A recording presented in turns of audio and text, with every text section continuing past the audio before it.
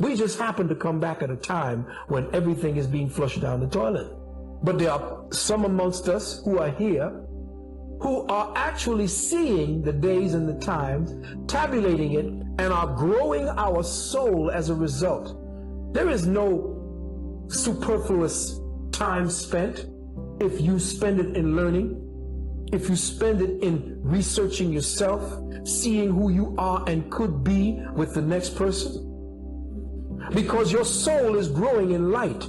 You are energizing that field that you represent individually. So if the world were to blow up tomorrow, physically, your psycho-spiritual self, the soul energy, will have retained the experience, though you may not have retained the language.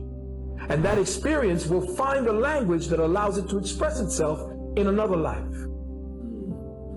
So it never is lost.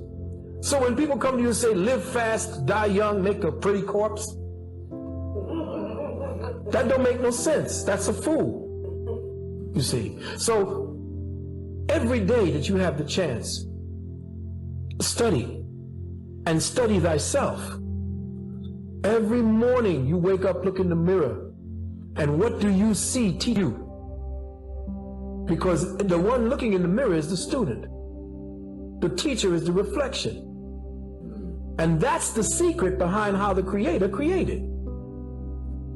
You see, the Creator is the student.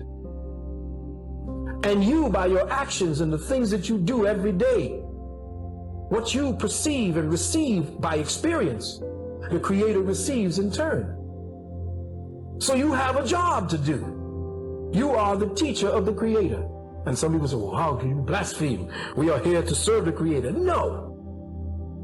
The Creator serves us so that we may be better and better, so that it may be served in return.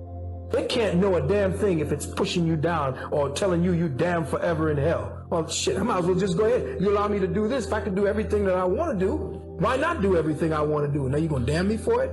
That's the myopic thinking of a prison planet mentality. And that's why our DNA is so frustrated at this time.